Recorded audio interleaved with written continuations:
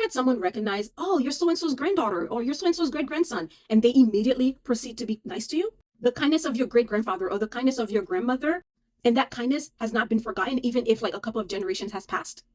Well, that was the case for David and Mephibosheth, who was Jonathan's son.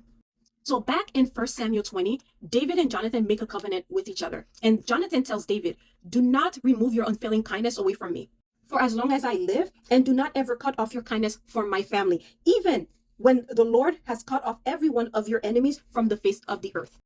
Most kings, once they become king, they would kill all of the princes from the previous kingdom. And now that Saul is gone, Jonathan is gone, but David, being the kind of man he is, he kept those promises. And after he's been established, he said, is there anyone still in the house of Saul to whom I can show kindness for Jonathan's sake?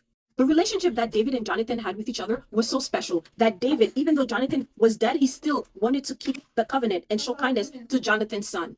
So he sends for Mephibosheth, and Mephibosheth was actually living in Lodabar as a forgotten outcast. Lodabar actually is a barren, remote town in the middle of nowhere. And the reason why he's living there is because he is physically crippled. His physical disabilities prevent him from living in society. However, he was living with Machir, who was a wealthy and influential man who probably was a Saul loyalist. I think Machir respected David so much for taking in Mephibosheth and being kind to Mephibosheth that even though he was a Saul loyalist, he ended up helping David during David's son Absalom's rebellion.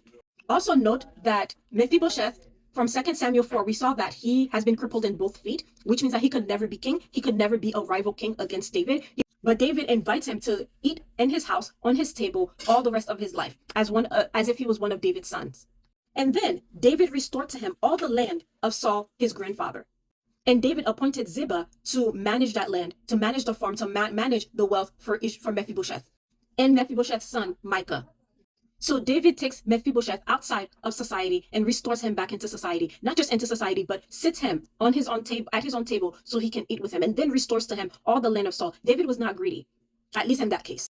And he restores someone from the house of Saul for the sake of Jonathan, his friend, because of Jonathan's kindness towards David, and because he kept his covenant that he made with Jonathan back in 1 Samuel 20.